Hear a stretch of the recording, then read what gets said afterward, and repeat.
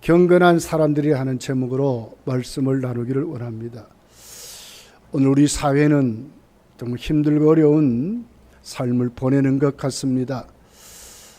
코로나19라는 무서운 전염병이 사라질 것 같으니 또 수도권을 중심으로 해서 하루 확진자가 300명 이상이 넘어가는 그런 시대를 또 맞이하는 것 같습니다. 얼마 전만 해도 홍수로 인해서 많은 수재민들이 일어나고 국가적으로 재난이라고 하는 그런 것으로 온 언론과 대통령을 비롯한 정치인들이 그것 때문에 야단법석이었는데 언제 그랬나 싶도록 다 묻혀져 버리고 지금 코로나가 우리 사회를 뒤덮은 것 같아요.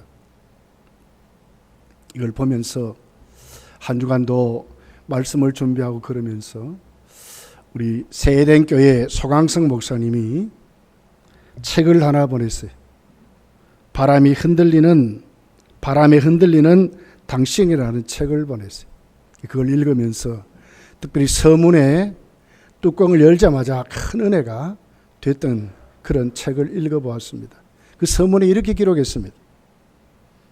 사람은 누구나 바람에 흔들립니다. 죽어 쓰러진 나무는 바람에 흔들리지 않습니다. 시든 꽃은 차가운 이슬이 내려도 떨지 않습니다. 우리도 살아있기에 바람에 흔들리고 아파하는 것입니다. 지구촌 어느 한 곳 안전한 곳은 없습니다. 그렇기에 누구나 불안하고 좌절하고 흔들리는 존재입니다. 이런 우리에게 주님은 다시 일어나기를 원하십니다. 그러나 우리는 어떻게 일어나야 할지, 어떻게 치유받아야 할지를 잘 모릅니다. 여기에 대해 성경이 우리에게 말씀하고 있습니다. 고난과 역경에 맞서 일어섰던 위대한 믿음의 선진들이 하나님으로 치유되고 회복되고 마침내 승리자들로 세워져 있습니다. 더욱 확실해진 것은 오직 우리가 믿고 의지할 분은 하나님 한 분이라는 사실을 더 선명하게 하고 있습니다. 주님과 함께하면 흔들리더라도 다시 일어날 수 있고 새로운 희망의 기쁨을 걸을 수 있습니다. 바람에 흔들리지 않고 피는 꽃은 없습니다. 우리의 삶도 바람에 흔들리고 비에 젖고 눈보라의 추위에 떨면서 진한 향기를 바라는 꽃으로 피어나는 것입니다. 서문을 읽고 뚜껑을 열며 읽어가면서 참 큰 은혜를 받았어요. 우리는 살아있기 때문에 바람에 흔들린다는 거예요. 죽은 나무, 시든 꽃은 흔들리지 않는데 살아있기 때문에 흔들린다는 거예요.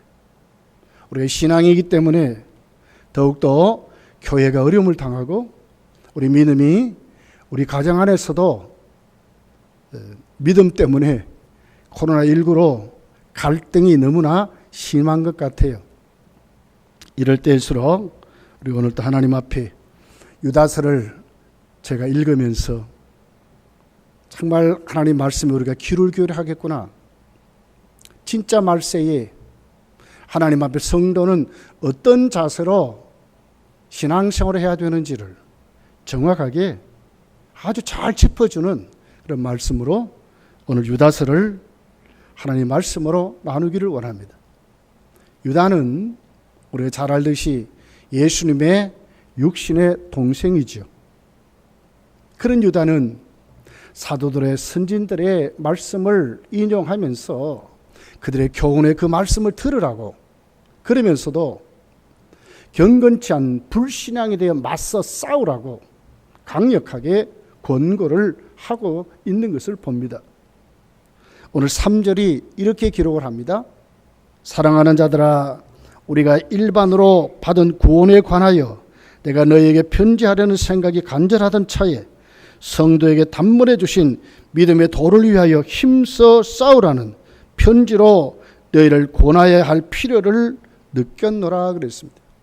불신앙에 맞춰서 믿음으로 싸우라고 하는 그런 권면을 강력하게 하는 말씀이 유다서에 기록이 되어 있는 것입니다. 왜 이렇게 하는가? 그 결론은 확실합니다. 경건치 않는 사람들, 불신앙의 사람들은 반드시 멸망한다는 것이 오늘 유다서의 결론입니다. 반드시 멸망한다는 거예요. 성도의 삶이 힘들고 어렵지라도, 그러니까 왜 경건한 하나님의 사람들로 살아야 하느냐면 여기에 구원이 있고, 여기에 하나님의 사랑이 있고, 여기 하나님 우리를 지키심이 있다고 말씀을 하는 것입니다. 궁극적으로 누가 이기는가? 궁극적으로 승리자는 누군가? 오늘 유다서는 우리에게 성도라고 말씀을 하고 있는 것입니다. 영원한 구원이 성도에게 있고, 영원한 삶이 성도에게 있고, 멸망의 무서운 심판이 오늘 또 불경건한, 경건치 못한 사람에게 반드시 이루어질 것을 오늘 유다서는 우리에게 강력하게 말씀을 하고 있습니다. 그렇다면 먼저 우리가 첫 번째로 생각할 것이 경건치 않는 사람들의 모습입니다. 멸망받을 사람들은 어떻게 살아가느냐 하는 것입니다. 17절이 이렇게 기록하고 18절까지 이렇게 기록합니다. 사랑하는 자들아, 너희는 우리 주 예수 그리스도의 사도들이 미리 한 말을 기억하라.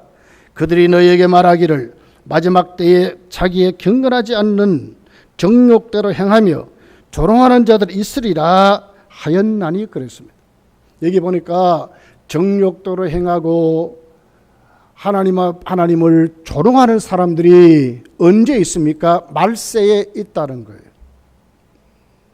유다는 사도들이 말하는 말씀에 귀를 기울이라는 거예요.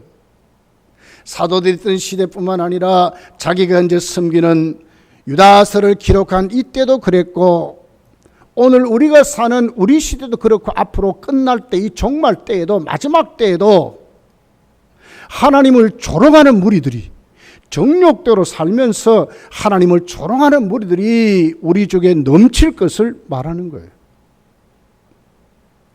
성도는 여기에 눈을 열어야 한다고 말씀을 우리에게 하고 있는 것입니다.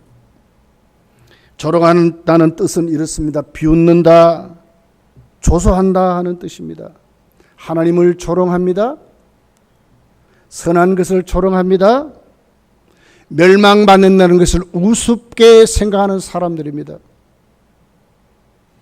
15절에서 16절에 보면 이 사람들의 특징을 자세하게 기록했습니다.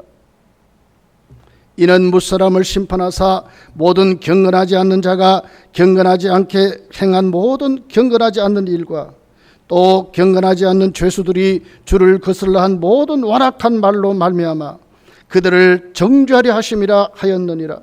이 사람들은 원망하는 자며 불만을 토하는 자며 그 정욕대로 행하는 자라. 그 입으로 자랑하는 말을 하며 이익을 위하여 아첨하느니라 그랬습니다. 경건치 않는 사람들의 특징이 뭡니까, 여러분? 하나님을 두려워하지 않습니다. 겁이 없습니다.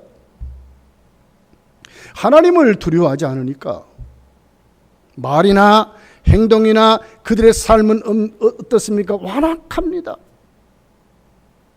함부로 말합니다. 함부로 비웃습니다.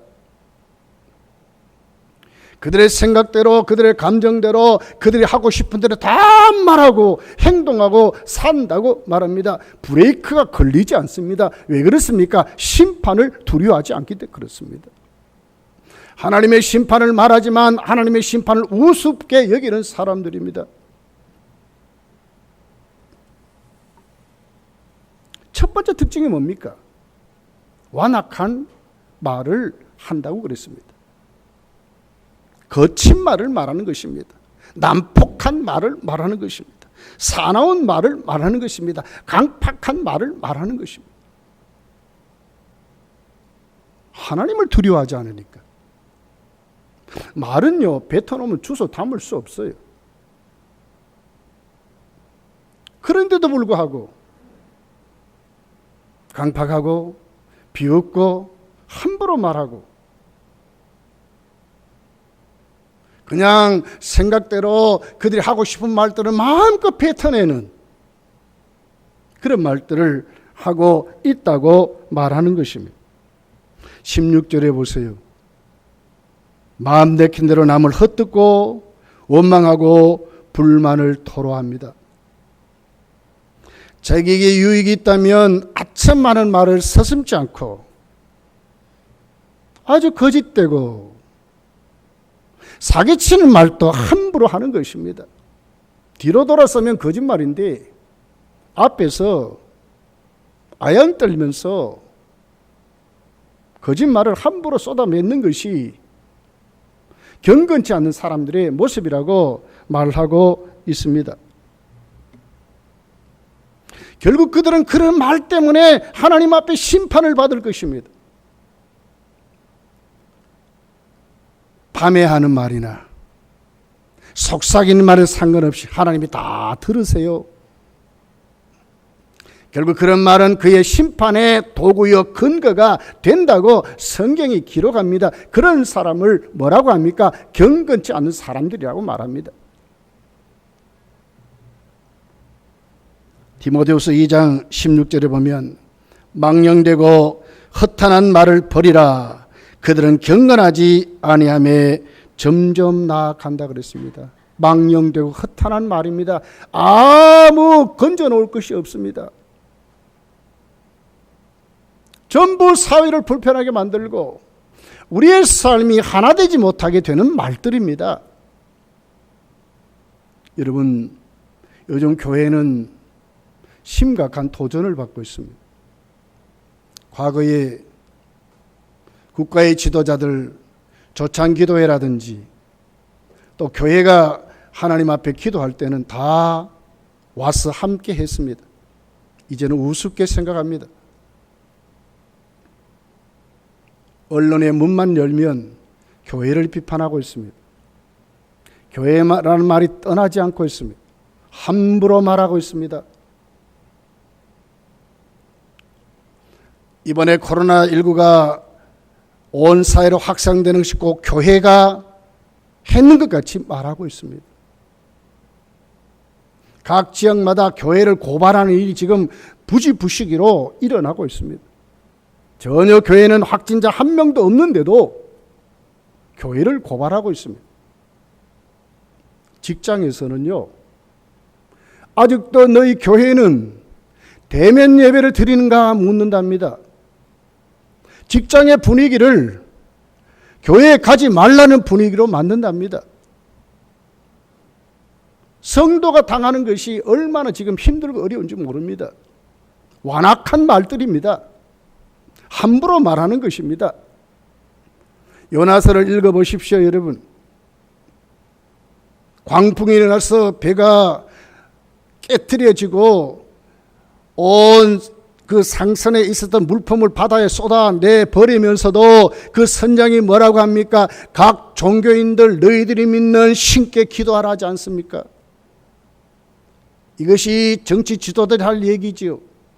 어려도 기도를 하라고 말하고 어려 하나님께 흩어져서 자기가 섬기는 교회는 정말 더 지키고 더 하나님께 호소하도록 국가의 이 위기를 벗어나게 하려고 하는 이런 일들을 만들어야 만드는데도 불구하고 지금 교회는 굉장한 어려움을 당하고 있습니다. 저한테 휴대폰에 어저께 밤 12시에도 문자가 왔더라고. 오늘 아침에 보니까요. 오늘 또 왔습니다.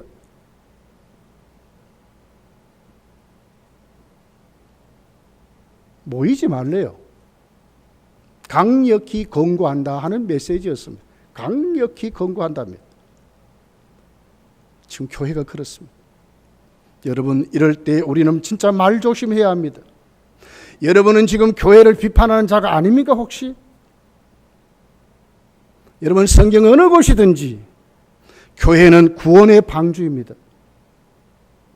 하나님의 임재를 상징하는 곳입니다.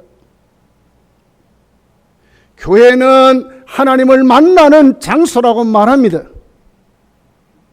어느 누구도 경건한 사람들은 교회를 비판하지 않았습니다. 교회를 말하지 않습니다. 교회 지도자를 함부로 말하지 않았습니다. 그런데 우리는 너무너무 쉽게 말을 하고 있습니다. 완악한 말들입니다. 말하고 싶은 대로 말합니다. 하나님을 두려워하지 않습니다. 자기가 뱉은 말이 심판의 도구가 되는데도 불구하고 우리는 그러고 있는 것을 보게 되는 것입니다. 제 카톡방에 제가 총신 78회입니다. 78회 동기의 모임의 카톡방이 있습니다. 거기에 보니까 목사들도 그런 분이 있어요. 아닙니다. 우리는요, 말들을 골라야 합니다. 경건치 않는 사람들의 특징이 뭡니까? 완악한 말을 한다니까요. 교회를 비난하고, 교회를 조소하고, 교회를 조롱하고, 하나님의 심판을 두려워하지 않는 말들을 막 쏟아내요. 교회의 지도자를 비판하는 말을 함부로 막 쏟아내요. 과연 이것이 맞는 말일까요, 여러분?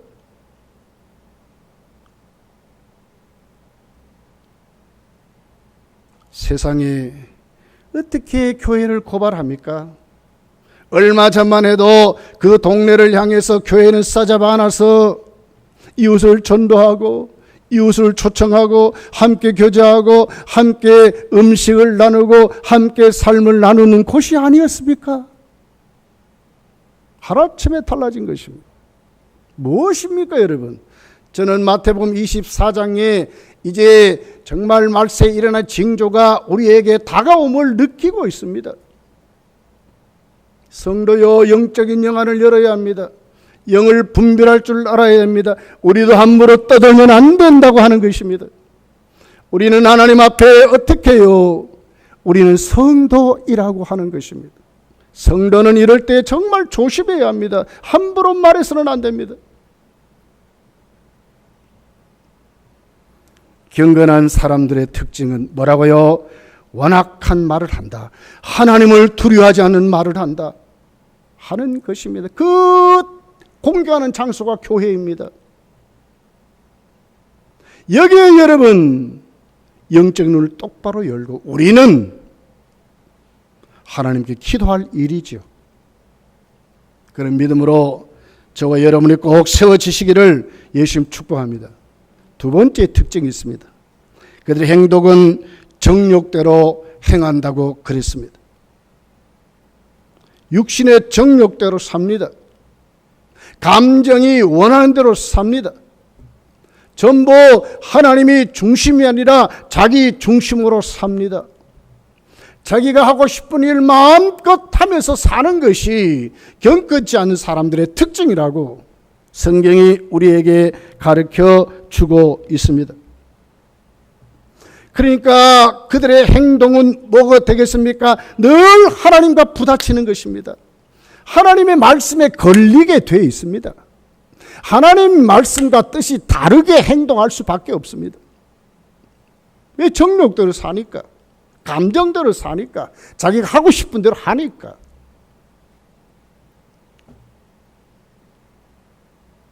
결국 이들이 가는 길은 뭡니까? 사탄의 역사를 쫓아가는 길입니다. 세상을 따라가는 길입니다. 타락된 대로 살아가는 것입니다. 그 길의 마지막 결론은 멸망입니다, 여러분.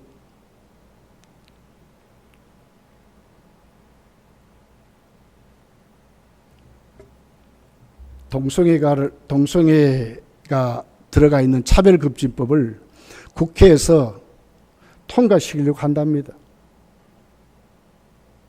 어느 당이, 가장 많은 국회의원을 가진 당이 자기들의 당의 방침으로 정했다는 뉴스를 봤습니다.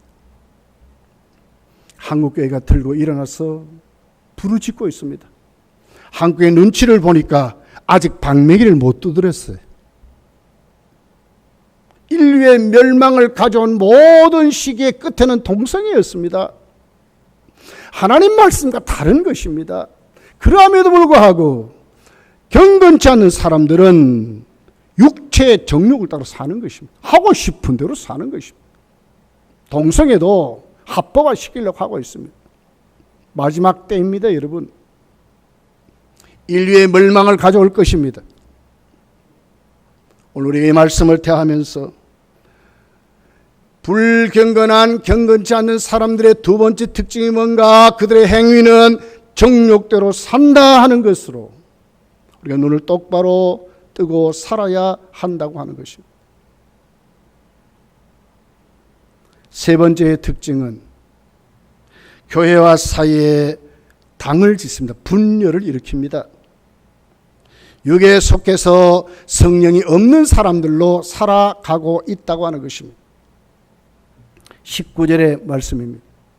이 사람들은 분열을 일으키는 자며 육에 속한 자며 성령이 없는 자니라고 확실하게 기록을 하고 있습니다. 분열을 일으킨다 하는 구번역을 보면 당을 짓는 자라 하는 뜻입니다. 하나님과 인간 사이에 자꾸 분리시킵니다. 우리와 우리 사이를 자꾸 분리시킵니다. 끼리끼리 자꾸 모여요. 끼리끼리 좋다고 그래요. 뜻이 다르면 그날로 원수가 되는 것입니다. 당을 짓습니다. 이런 사람들의 중심이 뭐라고? 육에 속한 사람이에요. 세속 문화에 빠져서 하나님은 온데간도 없고 세상적인 방법으로 사는 사람입니다. 그 사람들은 뭐가 없다고 해요? 성령님이 없답니다. 성령님의 간섭이 없으니까 회개하지 않습니다. 깨달음이 없습니다. 하나님 앞에 자신을 내려놓지 않습니다. 그러니까 뭡니까? 브레이크가 걸리지 않는 사람들이, 경건치 않은 사람들이라고 말하는 것입니다. 우리는 우리 주위에 그런 사람 정말 많이 봅니다, 여러분. 영적인 분별 능력이 있어야 합니다. 영분별의 은사가 여러분에게 있기를 예수를 축복합니다. 영분별의 은사를 가져야 됩니다. 지금 마지막 때입니다, 여러분.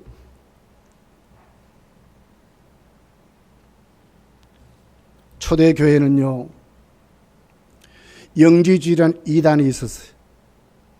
영은 거룩하고 영은 구원을 받지만 육은 무익하고 타락되었다고 그랬습니다.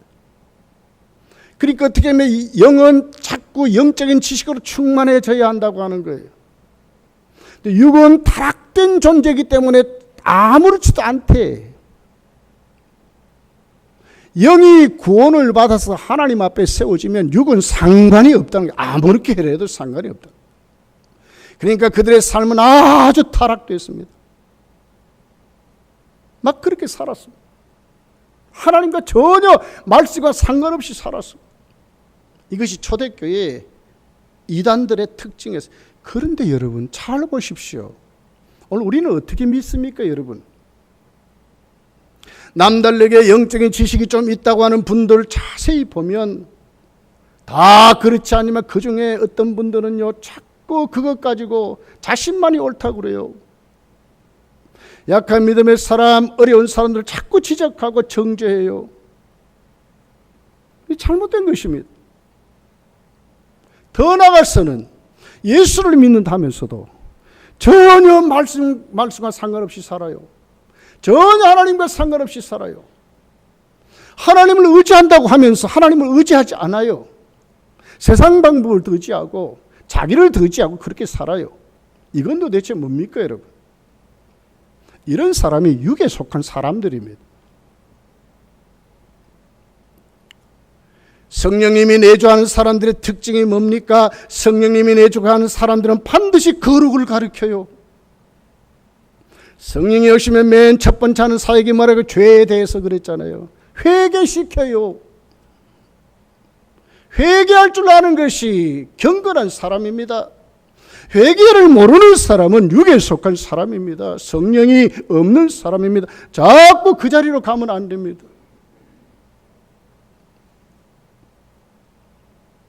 여러분, 이런 사람의 특징이 뭐라고요? 분열을 일으킨다 하는 것입니다. 말씀에 돌아와서 말씀대로 보면 확실히 보이는데 자꾸 세상 유수에 귀를 기울이고 세상 삶에 귀를 기울여요. 그러니까 뭡니까? 그의 입술에 터져나오는 것이 원망과 불평이라요. 행동은 아무렇게나 막 살아요. 말씀에 브레이크가 없으니까. 교회에 와서도 그 눈을 가지고 섬깁니다. 그러니까 어떻게 합니까? 남을 잡고 정죄하고 그래요. 그러니까 어떻게 합니까? 하나님 말씀은 간 곳이 없고 회개하지 않아요. 자기가 올바른데 어떻게 회개하겠습니까? 이런 사람의 특징을 오늘 본문이 뭐라 그런다고요? 경건치 않는 사람들, 결국 그 결국이 뭐냐? 하나님 앞에 멸망길로 갈 수밖에 없다고 우리에게 말씀을 하고 있는 것입니다. 오늘 본문 10절을 보면 이렇게 기록합니다. 이 사람들은 무엇이든지 그 알지 못하는 것을 비방하는 도다. 또 그들은 이성 없는 짐승같이 본능으로 아는 그것으로 멸망하느니라 그랬습니다. 그 결국은 이렇습니다. 멸망케 될 것입니다. 베드로후서 2장 5절에 보니까 옛사람을 용서하지 아니하시고 오직 의를 전파하는 노아와 그 7 식구를 보존하시고 경건하지 아니한 자들의 세상에 홍수를 내리셨으며 소돔과 고모라의 성을 멸망하기로 청하여 죄가 되게 하사 후세에 경건하지 아니하는 자들에게도 본을 삼으셨다 그랬어요. 심판입니다. 멸망을 받는다고 말하는 것입니다. 넓은 길로 가는 사람들의 모습은 이렇다고 말하고 있는 것입니다. 베드로서 3장 7절에 보니까 이제 하늘과 땅은 그 동일한 말씀으로 불사르기 위하여 보호하신 바 되어 경건하지 않은 사람들의 심판과 멸망의 날까지 보존하여 두신 그리라 그랬습니다. 오늘 이 사회가 그래도 이만큼 보존되는 것은 하나님이 뭘 한다고요? 경건치 않는 사람들을 심판은 그날까지 두기 위해서 그런다는 거예요. 하나님은 만물의 주인이십니다. 아니 계신 것이 없습니다. 우리가 밤에 속삭이는 소리도 하나님 다 들으신다 그랬어요. 네가 네 입에 말하는 그대로 되리라고 성경은 우리에게 말하고 있습니다. 불경건한 사람들, 경건치 않은 사람의 특징이 뭐라고요? 그 말들이 완악한 말을 한다. 꼭 기억해야 합니다. 두 번째 특징이 뭐라고요? 그들의 행동이 어떻게 정욕대로 행동한다고 말하는 것입니다. 세 번째 특징이 뭡니까? 성령이 없어서 여기에 속해서 분열을 일으키고 산다고 말하는 것입니다. 어디에서 돌아와야 됩니까? 우리의 신앙은 어떻게 돌아와야 합니까? 이 불경하는 자리에 혹시 내가 있다면 성령이 있는 사람 뭘 한다고요? 회개한다는 거예요. 이제 회개하고 돌아와야 한다고 말씀을 하고 있는 것입니다. 여러분, 마지막 때입니다. 크게 두 번째로 봅시다. 경건한 사람들은 어떤 사람들인가, 어떤 특징을 가졌는가, 어떻게 사는가 하는 말씀을 나누기를 원합니다. 오늘 1절입니다. 한번 같이 읽어볼게요. 자막에 있습니다. 1절 시작. 예수 그리스도의 종이요 야곱의 형제인 유다는 부르심을 받은 자 곧 하나님 아버지 안에서 사랑을 얻고 예수 그리스도를 위하여 지키심을 받은 자들에게 편지하노라. 경건한 사람들의 특징이 뭡니까? 하나님의 사랑을 받는다는. 그 사랑 속에 어떻게 삽니까? 예수 그리스도의 그들 안에서 지키심을 받는다. 하나님 우리를 지키신다는. 다른 존재 아닙니까? 하나님의 사랑을 받고 하나님이 우리를 지키시는 사람으로 산대요. 천사의 타락을 기록했습니다. 6절이죠. 또 자기 지위를 지키지 아니하고 자기 처소를 떠난 천사들은 큰 날의 심판까지 영원한 결박으로 흑암에 가두셨다 그랬어요. 뭡니까? 천사마저도 하나님이 안 지켜주실 때 그들은 자기 자리를 떠나서 타락했다고 말하는 거예요. 성도는 하나님 앞에 큰 은혜 가운데 사는 사람입니다. 왜요? 우리는 하나님의 사랑을 받는 사람들입니다. 그 사랑이 뭘 합니까? 우리를 지켜주신다고 말하고 있는 것입니다. 성도입니다. 경건한 사람들의 모습이라고 말하고 있는 것입니다. 정신을 차리는 사람들이라고 말하고 있는 것입니다. 그렇다면 여러분, 우리가 하나님의 사랑 안에 하나님 우리를 지켜주시는 그 은혜 속에 우리가 어떻게 사는가 하는 것입니다. 20절, 21절에 있는 말씀입니다. 같이 읽어볼게요. 시작. 사랑하는 자들아, 너희는 너희의 지극히 거룩한 믿음 위에 자신을 세우며 성령으로 기도하며 하나님의 사랑 안에 자신을 지키며 영생에 이르도록 우리 주 예수 그리스도의 뭘요? 긍휼을 기다려. 첫째가 뭡니까? 믿음을 지킨다 하는 것이었습니다. 믿음을 지키는 것입니다. 하나님의 사랑을 받았습니다. 하나님 우리를 지켜줄 때에 우리는 하나님께 어떻게 반응해야 됩니까? 믿음을 지키는 사람들로 사는 것입니다.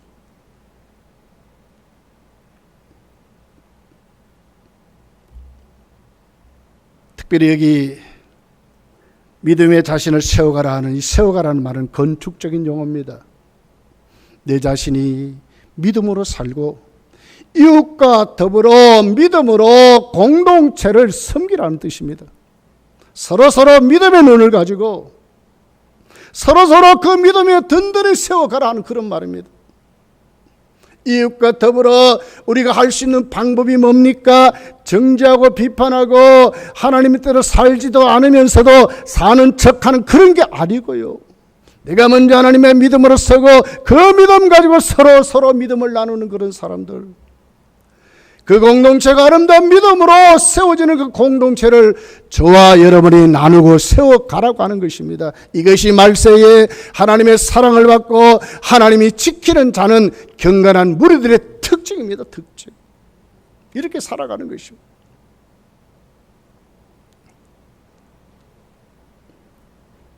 두 번째 특징이 뭡니까?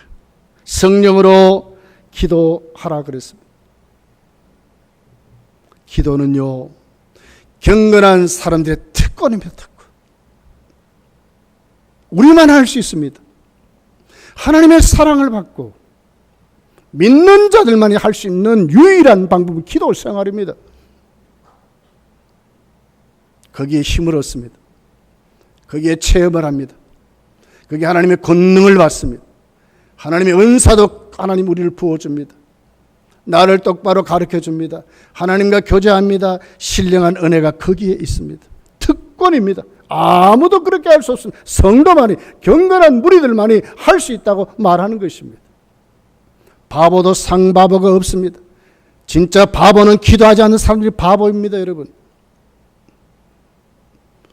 성령으로 기도하라 명령입니다. 기도해야 됩니다. 왜요? 이 말세에 우리가 이 삶을 하나님의 사랑을 받고 하나님의 지키심을 누리며 살아가는 것은 우리가 기도해야 된다고 하는 거예요. 하나님을 알아야 되잖아요. 어떻게 하나님이 하시는지 나를 향하여 하나님의 음성을 체험하고 살아야 되잖아요.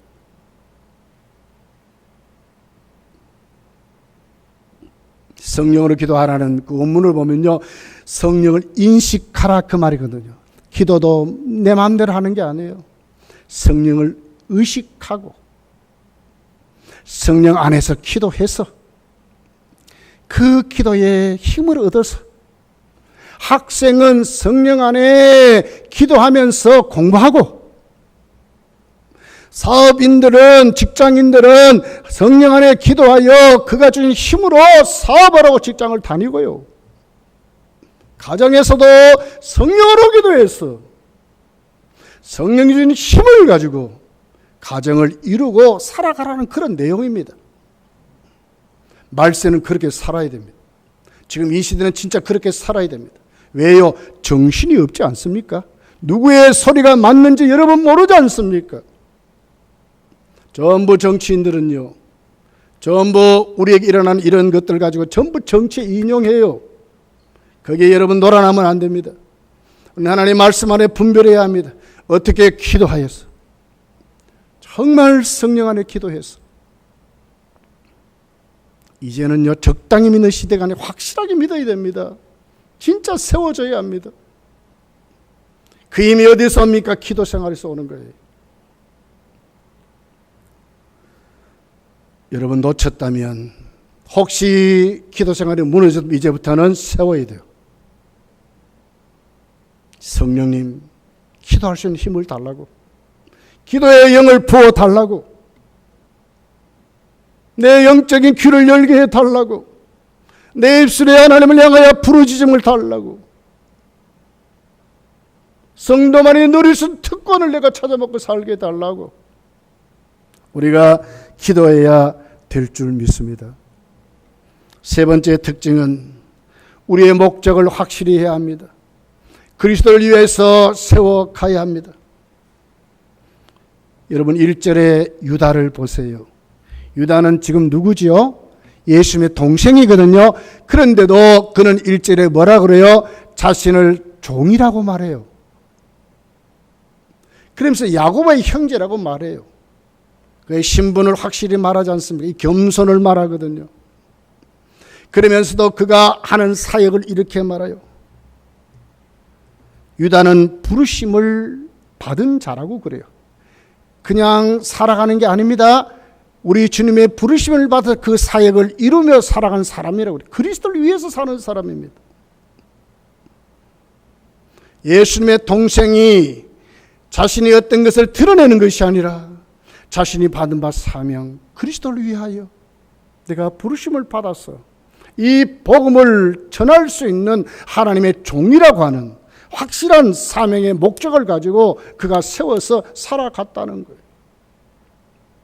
여러분 오늘 또 내일 또 앞으로도 여러분은 삶의 목적이 뭡니까 여러분? 사도 바울이 그렇게 자랑할 수 있는 그 스펙도 배설물로 여겼던 이유는 내가 그리스도를 위하여 그랬거든요. 그를 위하여. 우리도 여러분 다 그렇게 살게 되기를 진짜의 마지막 때입니다. 그리스도를 위하여. 주님을 위하여.